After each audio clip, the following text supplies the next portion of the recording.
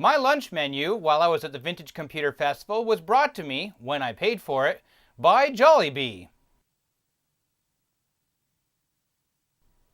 Could someone please tell me why the hell this mascot is so damn creepy?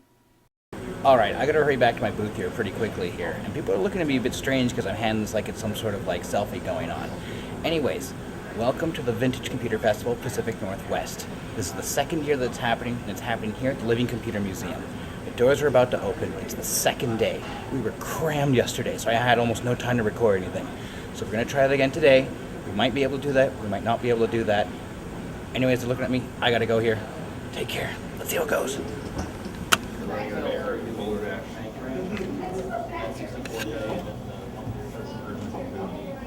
Anyway, and so software as it went on time would run off the older You're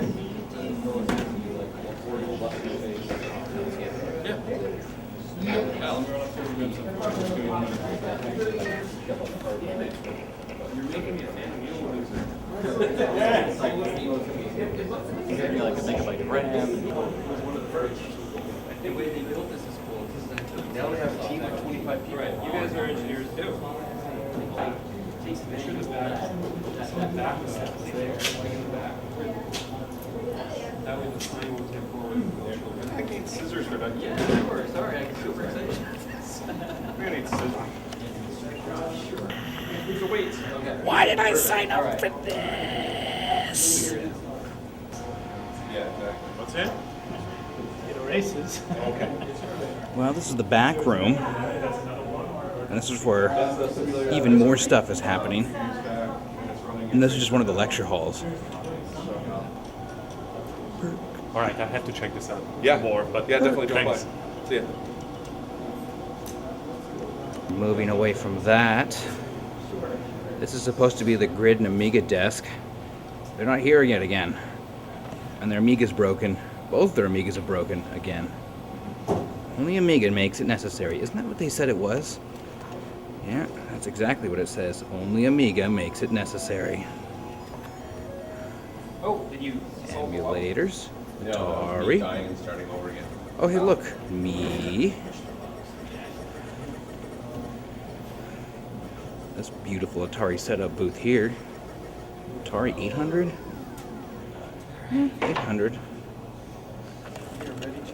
This is really well done. Wow. This is fantastic.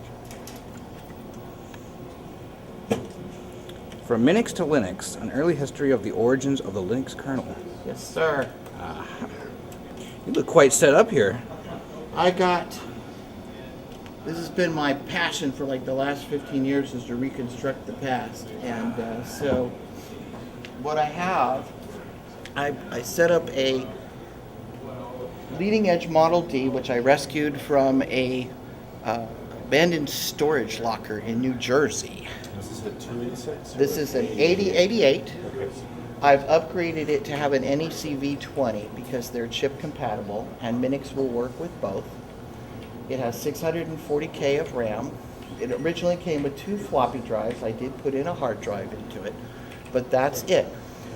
If you go back and look in the archives of the Minix Usenet, you'll find that the folks in the community researched clones for each system, and then that they could find, and then they would post it on a list for compatibility, because Minix requires that the system be 100% IBM compatible, and early clones were not always so.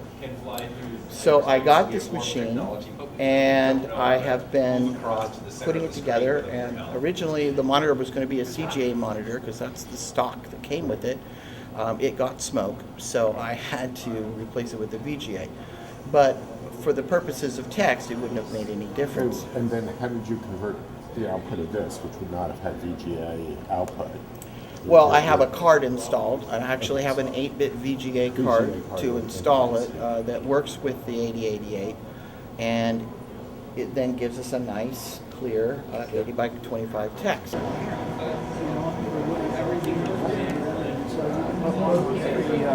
Just to fill up some. It's okay. You're totally fine. This is new to you, ne? This is, Oh, yeah, the this is Arlo how, too. connected on this connector. Okay. It's an emulated RLO2? Exactly. It's a 4 emulated RLO2. Wow. Here, I can unlock it. And here on the emulator, you see how the platter spins down.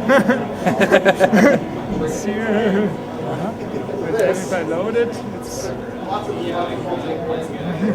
Wow. then it goes online, and I even can write protected. Wow.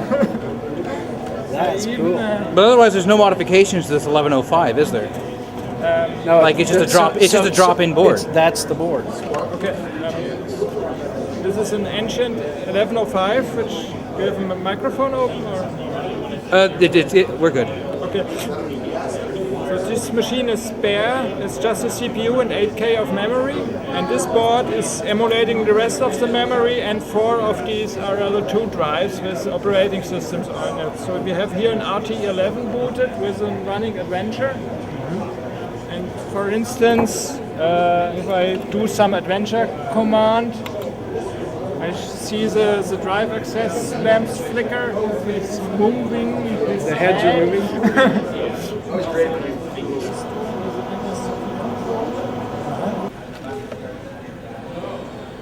So many people waiting.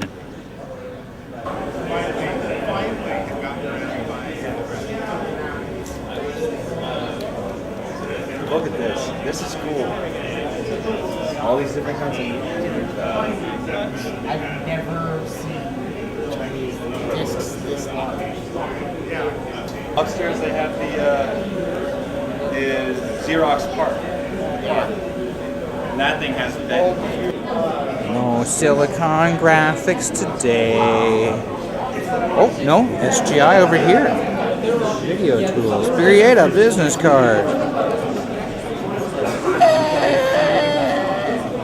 The biggest problem I have right now, actually, so Sun did it's a Seagate 1435 SCSI disk. That's what Sun called a 424 disk. Those were really common in the machines just before this. So I have a whole bunch of them. Last year, 6 of the 7 that I had died. Gigabyte disks in there. Bringing CPM into the 21st century. What this one doesn't even have a regular hard disk. Oh, adapters and emulators. And let's see, so I've got it cleverly. Oh, sorry. This one. So it's cleverly hidden underneath this. Graphics. Exploded to 3 kilobytes. But it has peak and pole and the kind of stuff.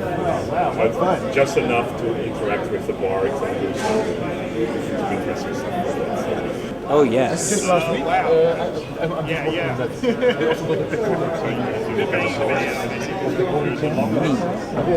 So we've actually here's the 4010 running 211 BSD. I'm being chased here by one of those mobile things. Okay, no, he's managed to go find something else to harass right now. You should find the 11 as sort of a weather station, and all the weather data comes in and is Better than presented in very crisis. nice sort of.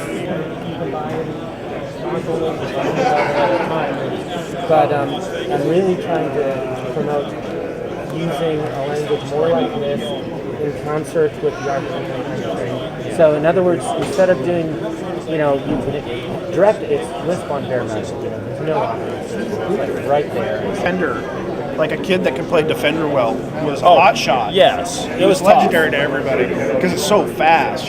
Robotron's that way. It gets really. I see sweat when you're done. Yeah. There's a game like it called Berserk, and that was the only game that actually killed 2 people. Panic. They had What? seizures. Yeah, the heart attack. They were both heart attacks. Playing Berserk. It's like Robotron. But yeah, Robotron's very intense, and it's great to play it on the original. Sick burn, bro. Yeah. Kids came over and I was like, Who hey, can these do are it? minutes for kids to be playing. You, if you BS But they to didn't it. get the joke. Do it yourself 8-bit single board computers. Thank you, and 50 cents. Oh, this is so nice. So yeah, if you have Hello. any questions about this, I can answer them. Oh, these are great. Thank you. What programming language are these done in? Assembly. They are all in assembly. This one here, all of these computers, I use assembly. And yeah, there are different forms of assembly, depends on your architecture and your manufacturer. The real hardware is there's something that you just can't. Well, I can't put it in the means to house it either. Well, the stuff is hard enough. So, whether you just want the maximum iteration is limited at 256, so pretty soon you're going to end up. My wife doesn't understand. Just call it away. I have a Systems Concepts SC40 PDB-10 clone here that was in use by CompuServe as one of their backend nodes. This is the node that would have handled, I don't particularly know what this particular node was tasked with, but the OS running on it could handle everything from billing data for CompuServe to the familiar video text interface that the dial-up customers would have known in the 90s. This is a working example of the time-sharing operating system environment, where you could use the basic interpreter / compiler, the C compiler, all the compilers you have available to you. And so the enclosure it's also in as well. Is that your work or? The enclosure is definitely not a CompuServe original. It is something that I got from a former coworker, and it was just the right size to fit CompuServe to make it easy for transport. I have the interface you need for it. That it plugs into the parallel port. So it plugs into the printer port, and then that drives the. This is fantastic. I've already mentioned that before, but I still got to say this is a great little collection. Thank you. Actually, it's not even a little collection; it's a big collection. I keep telling people that I don't want to do the same exhibit twice because like last year this was just FOB, this is not right. It's an optical. Oh, you got MD data. Yeah, I don't think I can expand anymore at this point because I'm already 2.5 cables. It's like I'm gonna have to swap something out. Probably drop optical and switch to maybe like flash and tape, depending on how much of each I can find. Kind of thing. Well, tape is endless. Yeah, tape is endless. The thing is, it's like there are so many tape formats. I have a really interesting one. It's like one of the very first digital tape formats. It's not even HD, it's standard def. What it is 1-inch tape, 1.5 kilometers long. So the tape itself is about that big. So it's like, it comes with a big carrying case that's the size of a briefcase because the thing is huge. It's like they just took a regular tape and just scaled it up to it could store enough data. I'm JP McGlynn, and my booth is SGI Indigo family, actually representing the machines on this brochure from, I think, 93, the Indigo family, which is the SGI Indigo, Indigo 2, and Indy. So I have all three machines on display here today. People can mess around with them, and maybe we'll have some more software later today. But anyway, it's a start. I kind of would like to get the posters. A replica Middleton High School classroom, complete with Apple IIs running inside of it, lockers, and of course right next to that, your arcade. And buried way the hell behind there, let me crank my gain up, it's your typical 80s basement. The LCM went all out on this. Very nice. But he also worked for a third-party. It's all just calculators. It's beautiful. He was contracted with to do a service on calculators, and so he. Wang.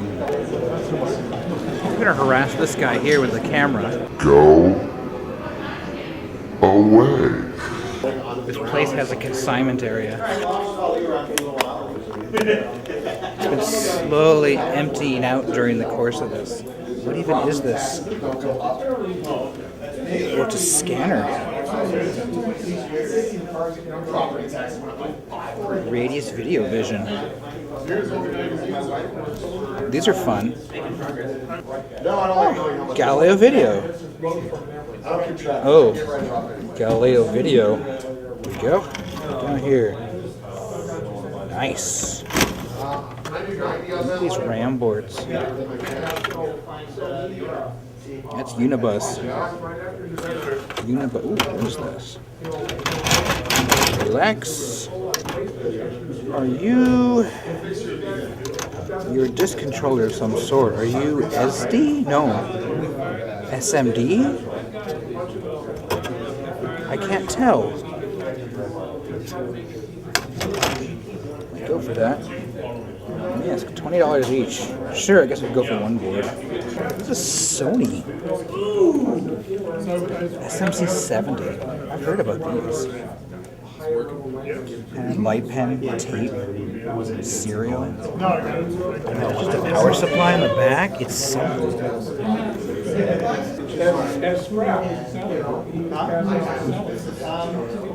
It's monitor caps.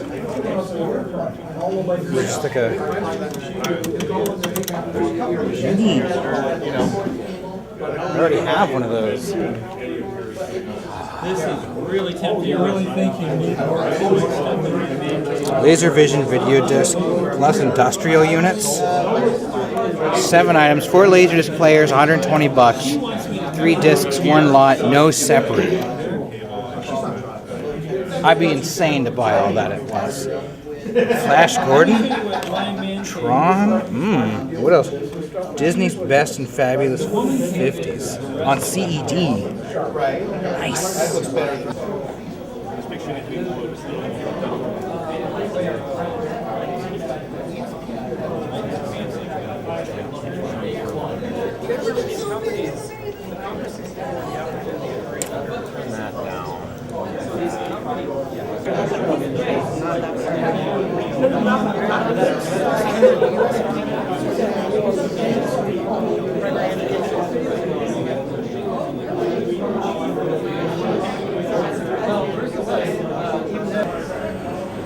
Yeah, my thinking is that because these are going to be used like in a server room anyway, they don't care about how big they are, so why not make them big so they can store more?